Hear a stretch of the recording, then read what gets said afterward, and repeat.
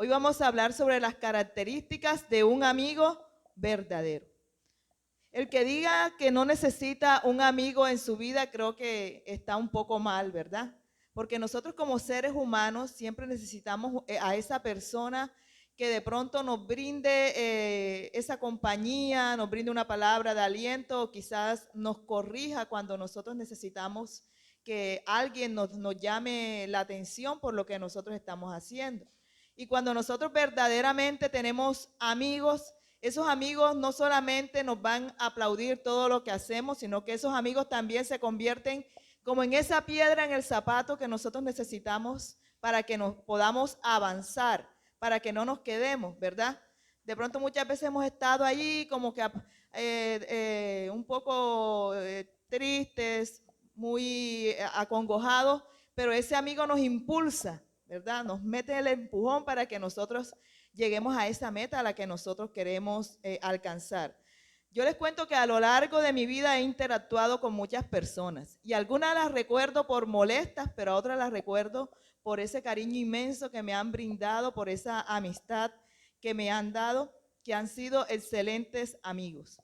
Cuando estaba en el colegio, me acuerdo que desde el grado 9 hasta el grado 11 formamos un grupo de 7 amigas, que ese grupo se conservó desde 9, 10 y 11. Todas las tareas, así nos fueran en grupo, todos los días teníamos tareas en grupo. Salíamos a hacer las tareas, muchas veces se venían a mi casa, otras veces nos íbamos a la casa de las compañeras. Y todavía es la hora y tenemos un grupo de WhatsApp y cuando nos acordamos de aquellas travesuras juveniles, todavía nos reímos de aquellos tiempos, que para mí fueron los mejores tiempos de mi vida. Esos tiempos cuando estuve estudiando en la Normal Nacional de Señoritas, cuando eso era solamente para señoritas. También tuve otros amigos, otras amigas cuando comencé a trabajar. Gracias a Dios que cuando comencé a trabajar ya con el Estado, me tocó en un lugar bastante apartado por allá en Puerto Viejo, un pueblo que es corregimiento de Tolú, una vía bastante, parece que ya la están arreglando, pero era bastante difícil el acceso allá y era bastante costoso estar viajando todos los días de acá de Sincelejo hasta allá. Cuando tenía 6 meses de estar trabajando allí, de pronto miré por los calados y vi una persona que entraba, una nueva maestra que entraba y me pareció que era como que conocida.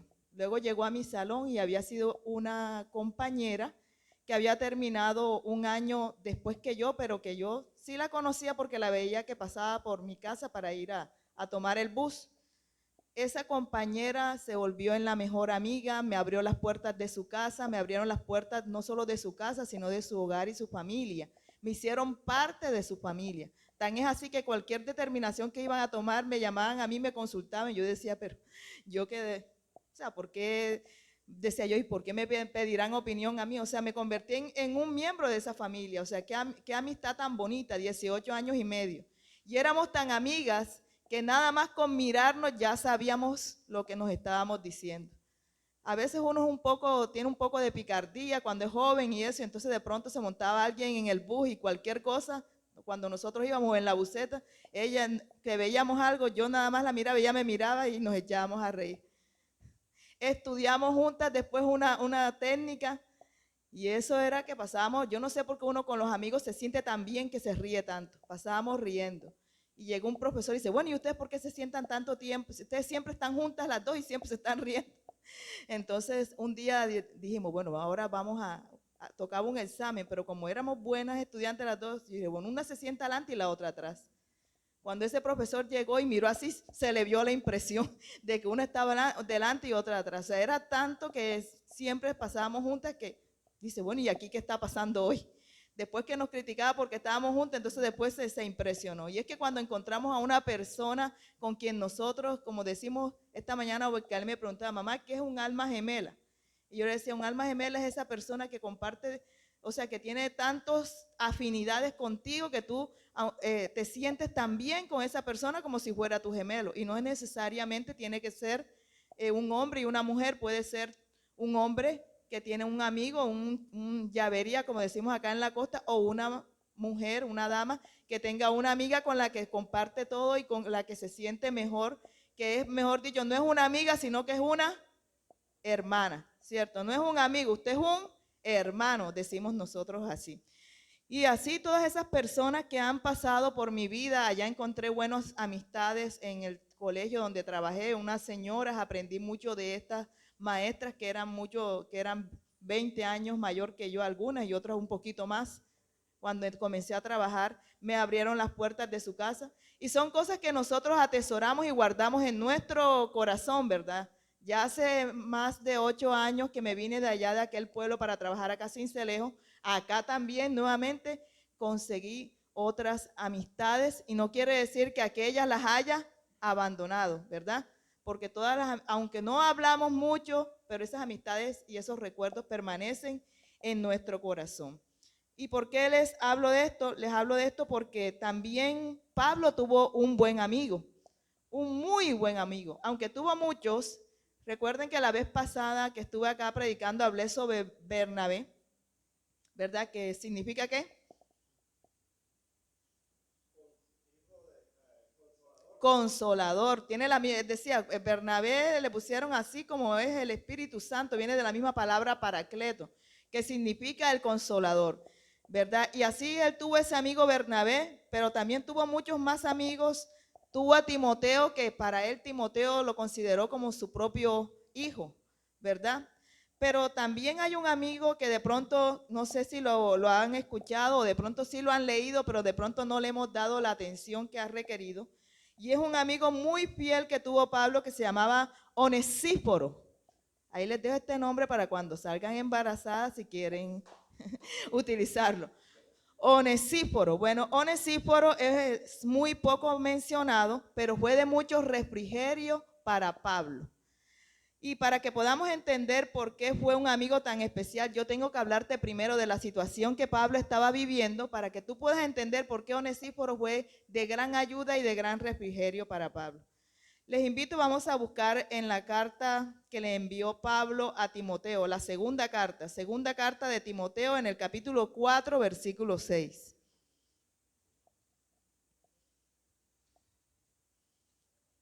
Timoteo 4, 6.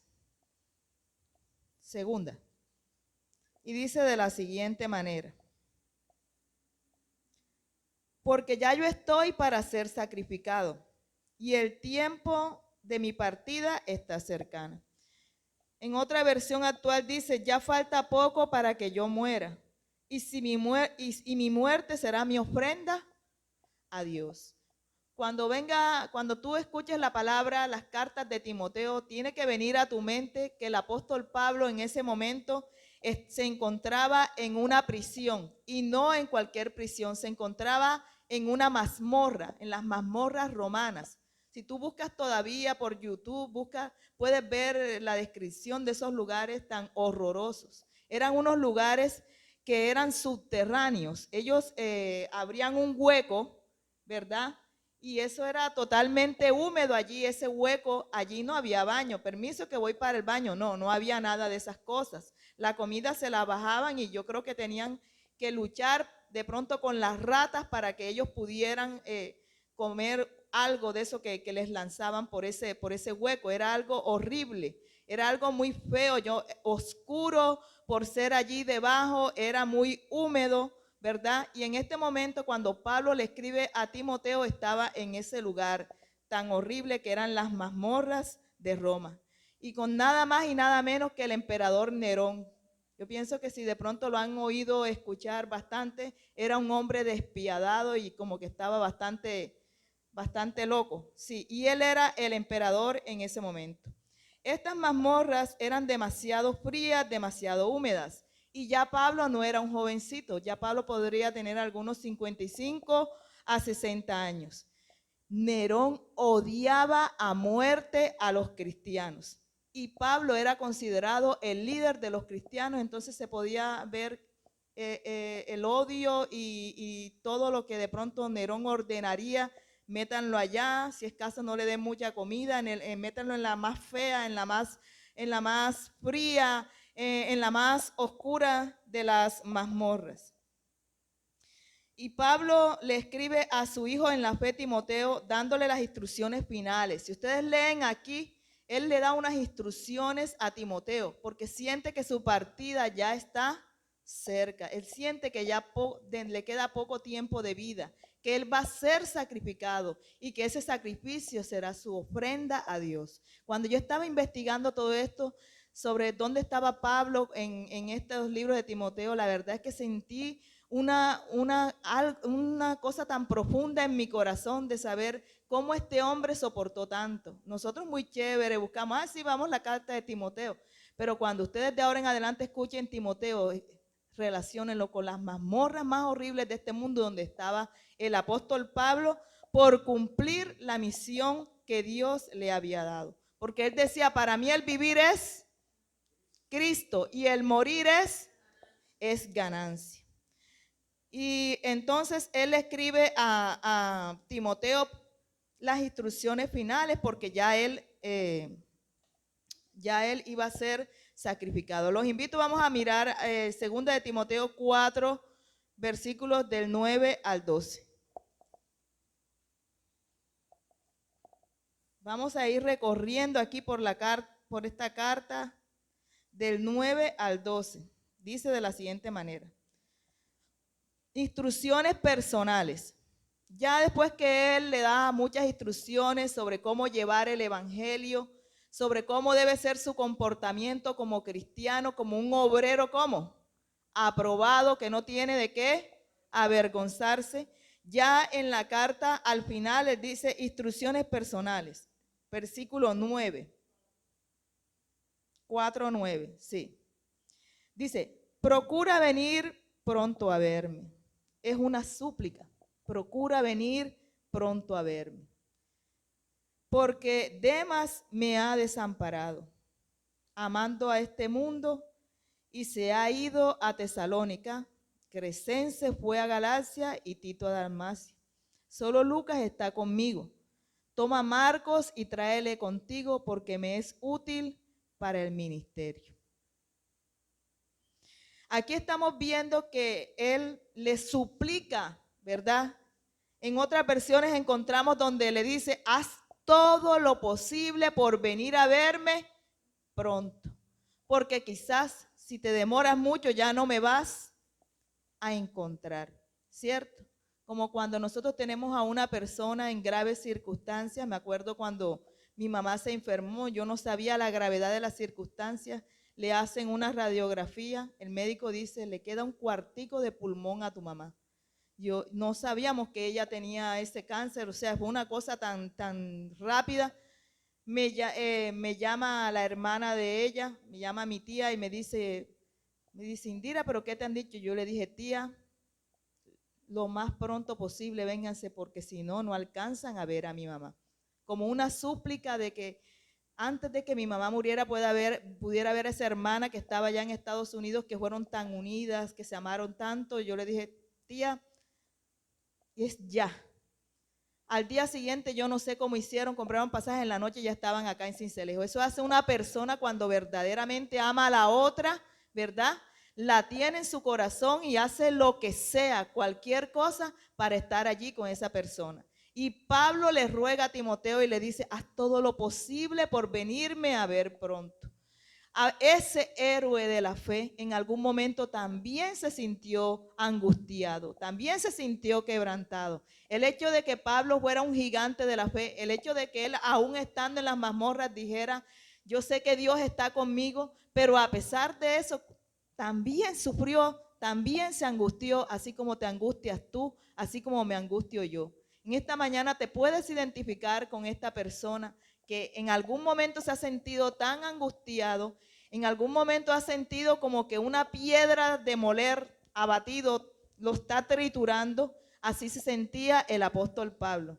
Y él dice, Demas era su amigo, pero dice, me ha abandonado y se ha ido a la ciudad de Tesalónica. Yo dije, Demas que sí, porque en ese tiempo como estaban las cosas, Demas lo abandonó, Demas que sí. Y Cretense se fue a la ciudad de Galacia. Y dice que Demas parece que amó más las cosas del mundo, dice Pablo. En ese tiempo era difícil, la iglesia se estaba echando para atrás. Esos que estaban apoyando a Pablo, que Pablo los había ido a visitar, en este momento se estaban echando para atrás porque es que En ese tiempo no es como ahora. Tú dices, soy cristiano. Ay, sí, qué bueno, chévere. En ese tiempo no. Tú decías, soy cristiano, vas para las mazmorras, vas para el circo donde estaban los leones y te echaban a los leones y hacían barbaridades con los cristianos. La iglesia estaba temerosa porque su líder estaba en las mazmorras y muchos se habían echado para atrás. Algunos que les había quedado, Pablo dijo, bueno, váyanse a otras ciudades para que el evangelio no se detenga, para que sigan predicando. Miren qué lindo Pablo, que a pesar de él estar en estas circunstancias, él no dejó la obra que se detuviera, ¿verdad? Él no le dijo, quédense aquí acompañándome por si acaso yo necesito algo. ¿Qué dijo Pablo? Dice que a Cretense se fue hacia Galacia, lo mandó para allá, y a Tito lo mandó para Dalmacia. El único que está conmigo aquí en este momento es Lucas. Pablo se sentía solo, su corazón, a pesar de estar plenamente con Jesucristo, se sentía angustiado y abandonado por aquella iglesia por la que tanto él había luchado y por aquellos amigos que ahora lo habían desamparado. Tan es así que mandó a buscar a Marcos. Ya nosotros comentamos también en el mensaje pasado que él no quería a Marcos porque Marcos era un joven que en el momento que se fueron para un viaje, Marcos dijo, me quiero volver a mi casa, y Pablo se enojó y se devolvió. Pero en este momento, muchas gracias, te lo pondré. Pero en este momento él dice, tráiganme a Marcos, ¿verdad? Yo en el mensaje pasado me reía y decía, pues ahora no se lo manden. Pero viendo dónde está Pablo ahora, manda a buscar a Marcos. Dice, me es útil para el evangelio, me es útil para mi trabajo. Miremos lo que dice 2 Timoteo 4:13 para ver otros detalles más de lo que sucedía con Pablo. 4:13.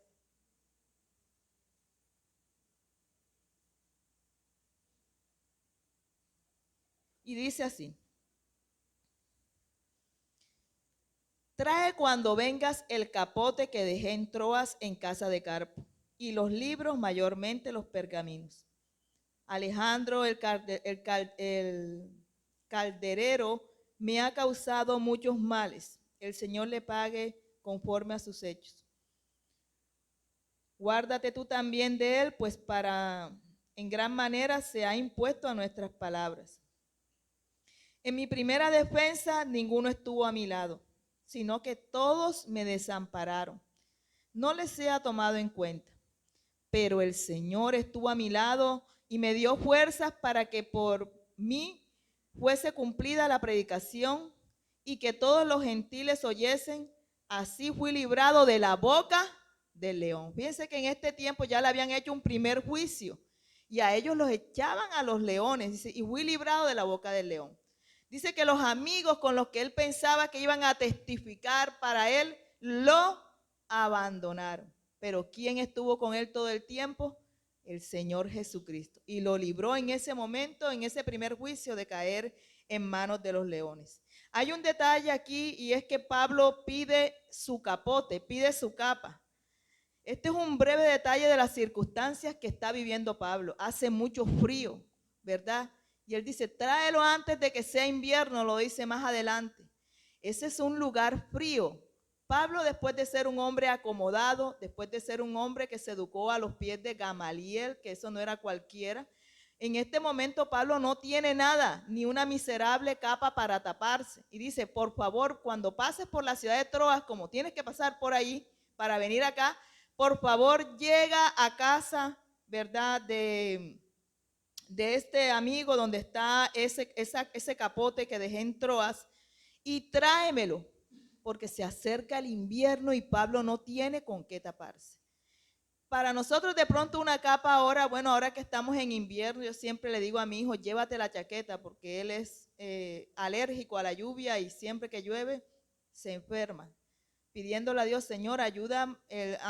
Hace 3 días le dieron unas fiebres altísimas, Señor. Yo confío en que tú lo vas a aliviar porque yo el domingo tengo que estar predicando en la iglesia. No voy a estar en ninguna clínica, sino que voy a estar predicando en la iglesia.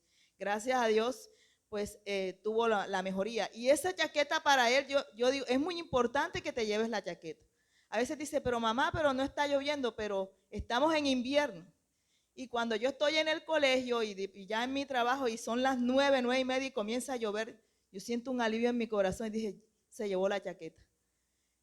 Así tan importante, no, más importante era la capa para Pablo. En esos tiempos recordemos que una capa era algo muy útil, era una tela muy gruesa con la que te tapabas en el frío, ¿verdad? Con la que te cubrías en la lluvia, con lo que te cubrías en invierno. Inclusive te servía también para dormir. Lo ponían en el suelo y dormían allí. Algunos comentaristas dicen que quizás Pablo dejó esa capa por allá porque fue arrestado y en el momento que ellos eran arrestados le quitaban todo. Y de pronto él previniendo de que le quitaran la capa, la dejó allá en Troas, en casa de su amigo. Entonces vemos las circunstancias de que Pablo se encuentra en un lugar muy frío, en un lugar bastante triste, bastante oscuro, quizás, ¿verdad? Y después de ser un hombre acomodado, Pablo lo dio todo, hasta la capa la dejó, así como hizo Bartimeo. Todas las cosas en la Biblia tienen una ley que se llama la ley de la primera mención. Esa ley de la primera mención es que cuando la primera vez que mencionan algo, ¿verdad? El significado de eso te va a tener mucho que ver con lo que viene después. Yo creo que la primera vez que mencionan que alguien deja la capa, creo que fue Bartimeo, ¿verdad, pastor? Entonces yo ahí me acordé de la ley de la primera mención. Cuando Bartimeo dejó la capa, lo dejó todo porque esas eran todas sus posesiones para ir detrás de Jesús.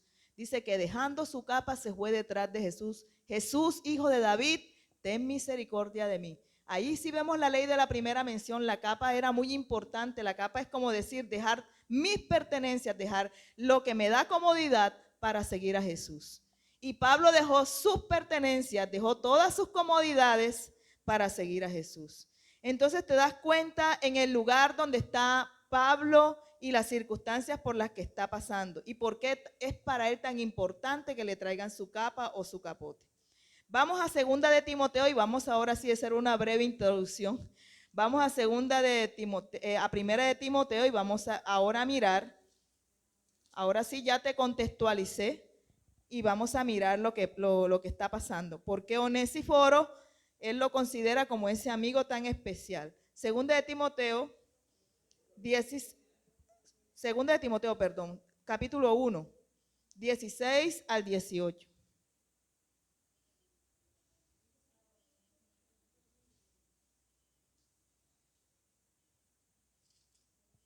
Segunda de Timoteo 1.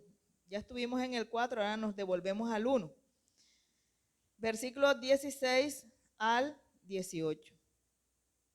Voy a leer la versión lenguaje actual. Le pido a Dios que sea bueno con la familia de Onesíforo y le ayude. Él me animó muchas veces y no se avergonzó de que yo estuviera en la cárcel. Al contrario, tan pronto llegó a Roma, me buscó por todas partes hasta que me encontró. Espero que el Señor Jesús le trate con bondad el día en que Dios juzgará a todo el mundo. Como sabes, Onesíforo nos fue de gran ayuda en la ciudad de Éfeso. Vamos a mirar a partir de estos dos versículos, 16, 17, 18, de estos tres versículos, vamos a mirar algunas características de un verdadero amigo. Como mencionamos acá, Pablo está muy agradecido con su amigo Onesíforo. El nombre Onesíforo es un nombre propio masculino de origen griego que significa portador de utilidad, quien lleva provecho, quien lleva ganancia. Y de verdad que este hombre llevó mucha ganancia, mucho provecho y mucho refrigerio al apóstol Pablo.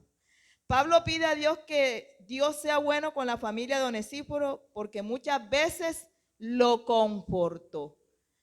Pablo no se olvida de lo que Onesíforo hizo por él y le pide a Dios, Señor, protege la familia de Onesíforo porque muchas veces me ha confortado. Qué bonito que nosotros nos acordemos de los amigos, ¿verdad?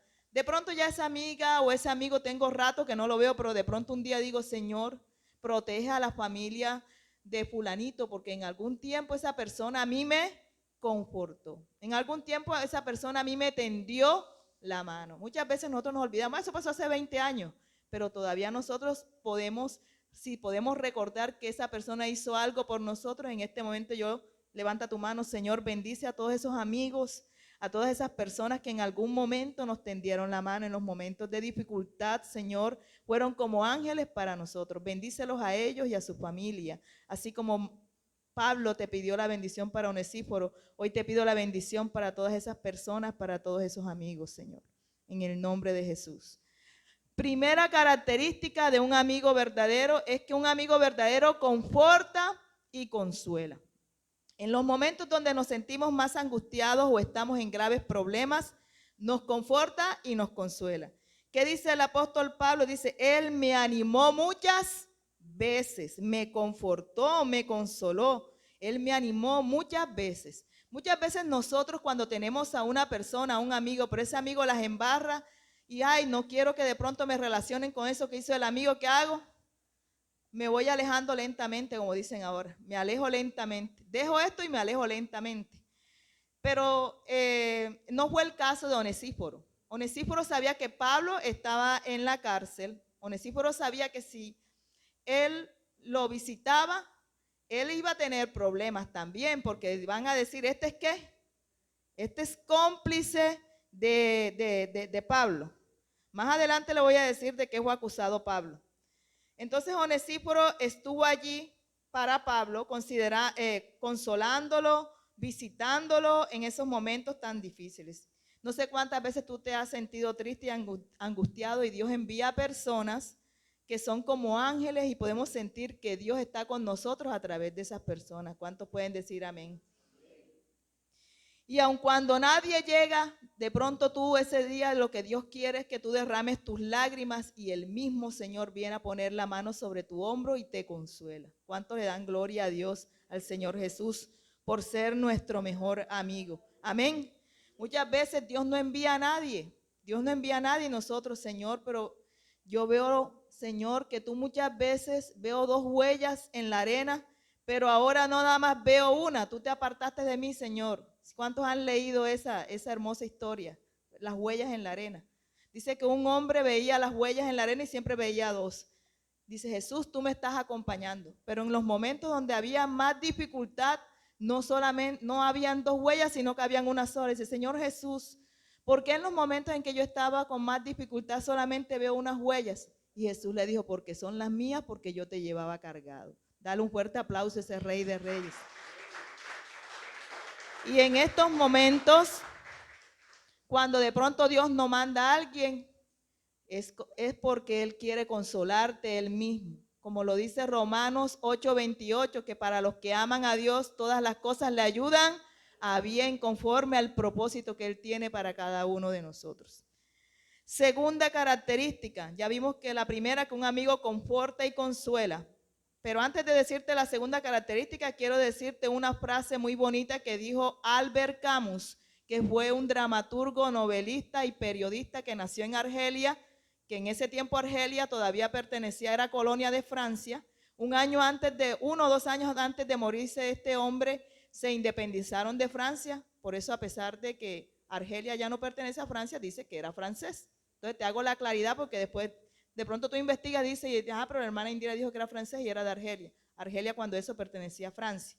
Y él dijo, un verdadero amigo, lo puedes anotar si quieres, un verdadero amigo es aquel que llega cuando todos se han ido.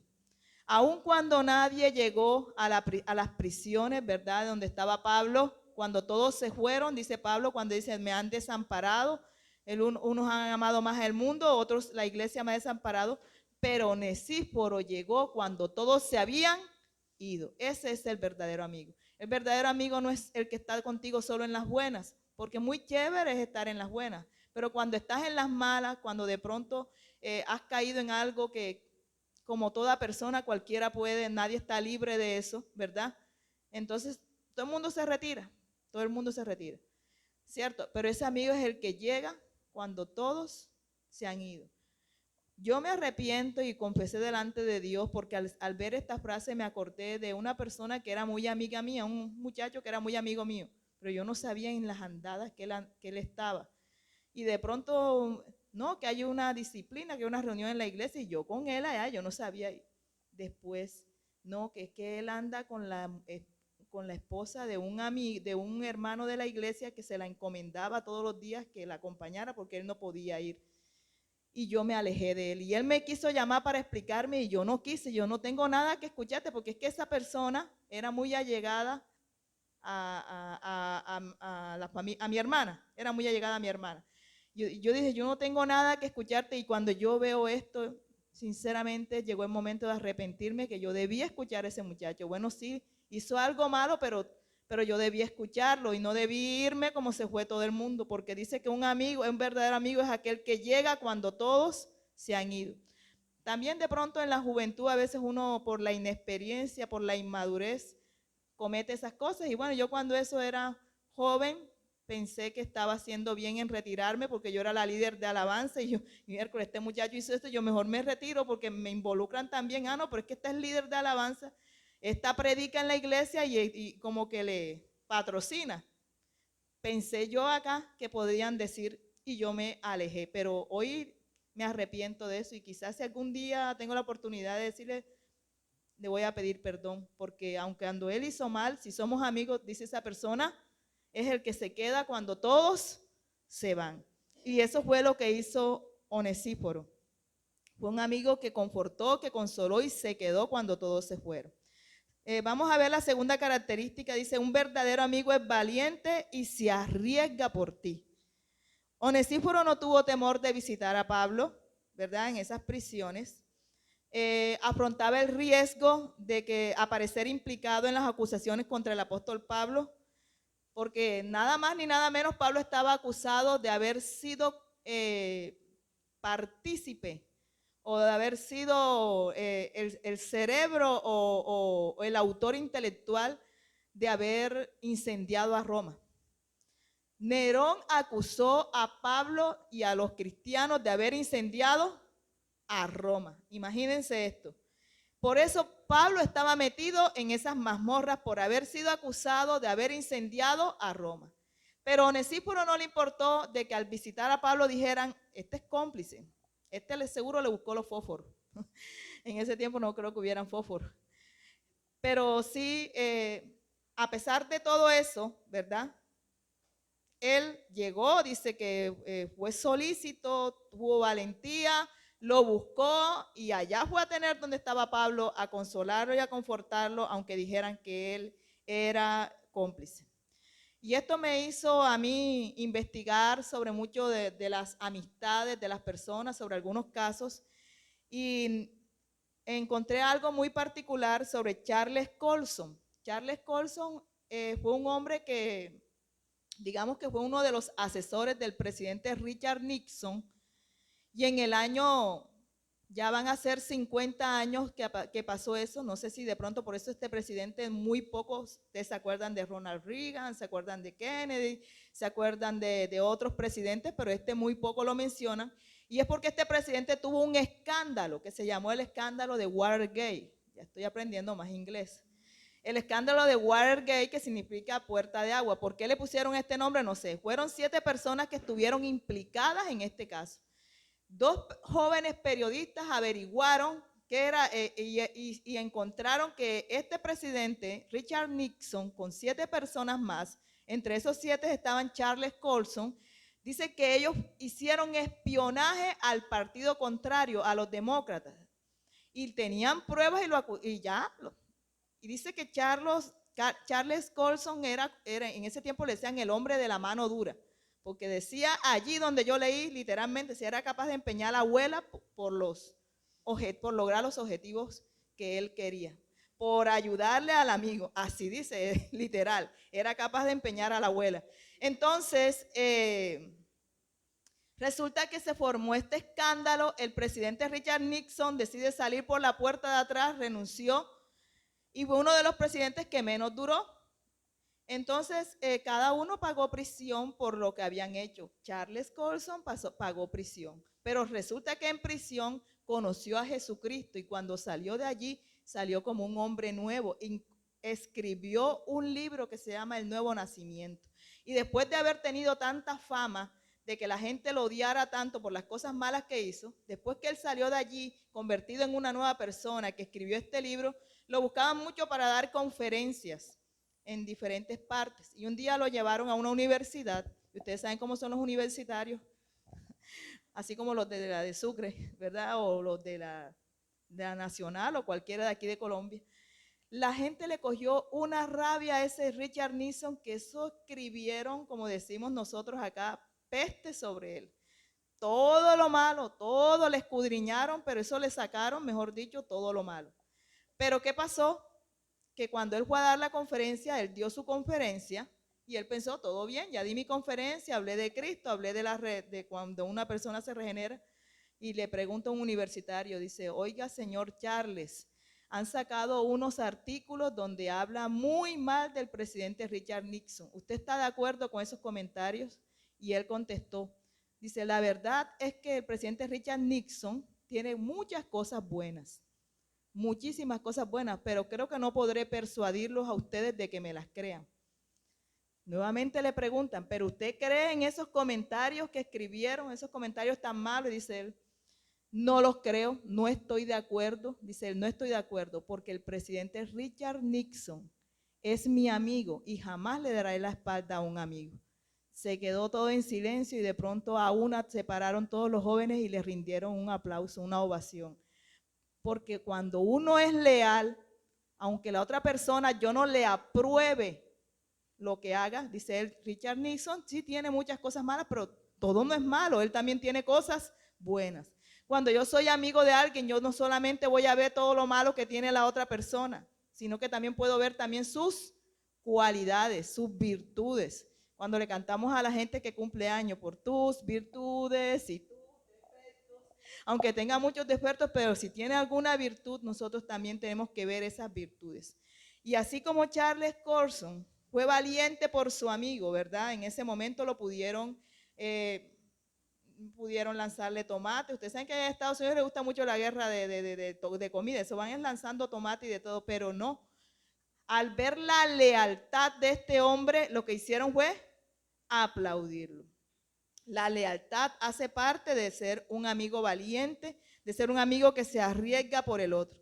Y hablando de lealtad, también eso, mejor dicho, yo ayer casi lloro terminando de los últimos detalles del mensaje. Me acordé de Hachi. ¿Quién conoce a Hachi?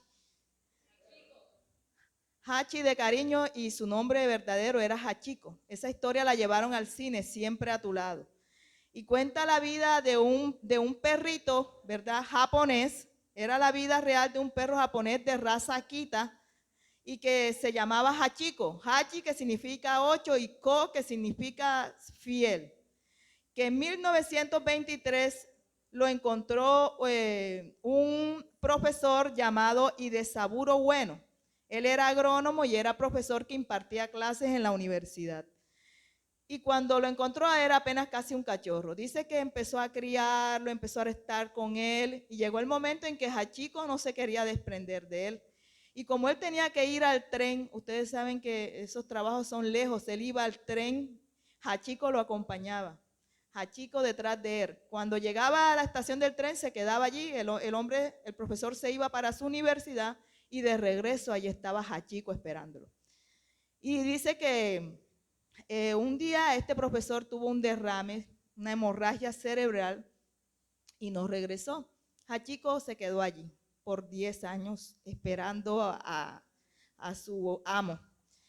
Esta fidelidad, esta lealtad de este perrito, de pronto al principio dice que la gente se molestaba de tanto estar viendo, pero después se hizo popular Hachiko y un periodista comenzó a investigar sobre qué pasaba con Hachiko. Dice, no, encontraron que era que Hachiko acompañaba a su amo y allí estaba esperando. Pasaban las estaciones y Hachiko allí en el frío, en la lluvia, en la nieve. 10 años. En el 9º año, este periodista sacó la historia y le hicieron una estatua allí en la estación del tren. El que va a Japón dice no se puede perder llegar allí donde está la estatua de Hachiko. Y el invitado especial, por supuesto, fue Hachiko. Pero al año siguiente, en marzo, dice que en 1935, Hachiko lo encontraron muerto.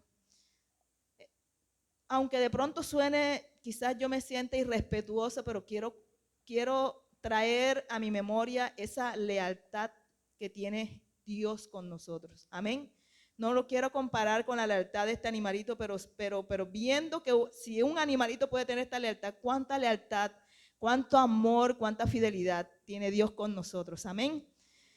Fíjate que la Biblia menciona a un padre bueno, a un padre magnánimo, que su hijo le dijo: papá, dame todo lo que me corresponde, porque me voy, porque no quiero estar aquí contigo. Se fue. Cuando aquel hombre perdió todo, se arrepintió y volvió, dice que el papá lo vio, ¿lo vio de qué? Lo vio de lejos. Yo me imagino que ese padre siempre todos los días se paraba en la puerta, con la esperanza, así como Hachiko, de que algún día su amo se bajara del tren. Y aquel padre con la esperanza de que algún día pudiera ver a su hijo. Y dice que cuando su hijo lo vio así todo maltrecho, sucio, estaba cuidando cerdo, yo me imagino el olor que traía. Y yo me imagino el cabello todo desgreñado, todo sucio. Y dice que el padre no esperó a que el hijo llegara, sino que el padre corrió, lo abrazó y le dio un beso en la frente.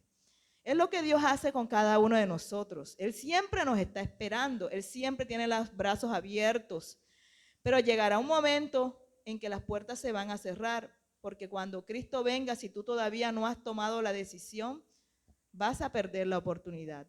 Déjame decirte que si aún todavía tú no has decidido recibir a Cristo en tu corazón, el Padre todavía tiene los brazos abiertos y te espera todos los días y está esperando que tú te acerques a Él un poco para Él irte a abrazar y darte un beso en la frente, como lo hizo el padre del hijo pródigo. Entonces, esa característica que yo puedo ver de un buen amigo es la lealtad, la fidelidad. Y eso hizo Jesús por nosotros. Amén.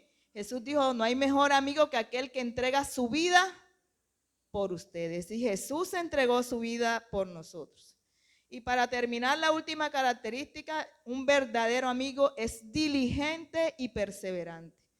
Dice aquí la palabra que Onésimo buscó a Pablo, dice, hasta que me encontró. Él no sabía dónde estaba Pablo, ¿verdad? Pero lo buscó. No, en esta mazmorra no está, vamos para otra. ¿Dónde hay más? Acá no hay, tampoco está. ¿Dónde hay más? ¿Dónde hay más? Allá.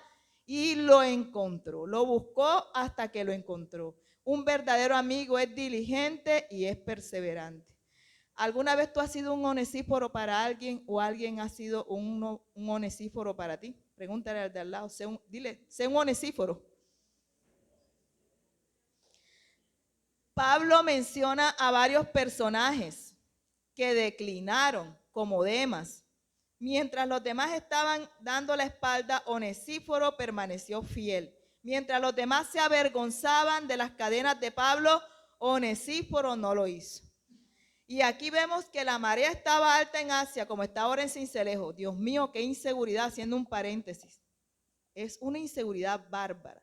Ayer me dio un pesar cuando vi un video que unos pastores llegaban a su casa y llegaron ahí de una vez y le fueron desalojando y dieron un tiro. ¿Alguien vio ese video que estaban circulando? Unos pastores, ¿usted no los conoce, pastor?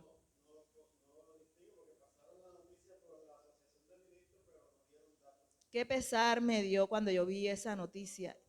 Y es que esto está, mejor dicho, invivible. Igualmente la marea estaba alta en Asia y era contraria a Pablo, pero esto no afectó a Onesíforo. Y habían dos personas aquí que Pablo menciona más adelante, se llamaban Hermógenes, Figelo y Hermógenes. Y dice que estos, cuando vieron que la cosa estaba maluca, se retiraron, ¿verdad? Entonces, hay dos modelos aquí que nos presentan. A estos dos hombres que se retiraron cuando vieron que Pablo estaba mal, pero por otro lado nos presentan a Onesíforo, el cual dice: sirve al Señor, sirve cuando sea popular y cuando no lo sea. Sírvele cuando sea conveniente y cuando no lo sea, sirve al Señor. Amén. Entonces mi pregunta es: ¿qué modelo estamos siguiendo nosotros para que nosotros pensemos y meditemos, verdad? Si nosotros estamos siendo así como Onesíforo. Ahora es fácil llevar el evangelio. Llegarán momentos en que no va a ser fácil, las cosas se van a apretar porque estamos en los últimos tiempos y ojalá Dios nos dé esa fortaleza que le dio a Onesíforo para nosotros pararnos firmes y adelante, ¿verdad? Y decir: soy cristiano Yo a veces no traigo la Biblia. ¿Por qué no la traigo? No porque sea una cristiana de la secreta. Es porque tiene la letra pequeña, las gafas que tengo, no le he dedicado tiempo, me molestan, me marean, parece que tiene mucho aumento. Yo leo la Biblia en mi celular. Y yo digo, bueno, pero si es que los tiempos van avanzando, anteriormente eran pergaminos, era en cuero, y yo no veo a nadie con los cueros en la mano, ¿cierto? Después sacaron la Biblia, bueno, ok, eran más grandes, ahora las sacan así de pequeñitas, pero también ahora la hay en el celular y yo le digo, si yo no ando cargando los pergaminos, ¿verdad? Porque voy a ser de doble moral de decir, yo no puedo usar un celular porque yo en esos tiempos eran pergaminos, yo no veo a nadie con el pergamino en la mano. En mi casa tenemos la Biblia, tenemos Biblias con letras más grandes y a mí por comodidad me gusta leerla en el celular porque le tengo en letra 18. Yo no sé si Loida está por ahí, yo a veces lo pongo así, Loida desde atrás lee y dice, eso sí es chévere, Indira. No quiero forzar mi vista, quiero leer con comodidad y no le veo por qué no lo puedo hacer. Pero en algún momento llegará el tiempo en que nosotros como cristianos vamos a quizás a hacer más difíciles que nosotros nos reunamos con esta tranquilidad que lo hacemos ahora. Y esperemos en Dios que Dios nos dé esa fortaleza que le dio a Onesíforo, que le dio a Pablo, y que nosotros podamos ser leales, podamos ser amigos. Recuerda siempre a esa persona que de pronto se quedó atrás, búscala. Si alguien que era amigo tuyo venía a la iglesia pero que ya no viene, insístele, ¿verdad? Insístele, porque Dios está mirando todas esas cosas que nosotros hacemos. Y yo sé que Dios bendijo grandemente la casa de Onesíforo. Y tanto es así que hoy estamos, después de casi 2000 años, estamos mencionando a Onesíforo aquí en este lugar. Si hay alguien en este lugar que en este momento todavía no haya hecho su decisión de fe, de decir, Señor Jesús, yo quiero que tú entres en mi corazón, quiero que tú seas mi amigo. Si todavía hay alguna persona que no lo ha hecho aún, yo te invito a que levantes tu mano y te acompañamos como buenos amigos y lo hacemos. Hay alguien que está de visita aquí, que de pronto todavía no ha hecho esa oración al decirle a Jesús, Señor Jesús, yo quiero que tú seas mi amigo, yo quiero que tú estés en mi corazón. ¿Hay alguien aquí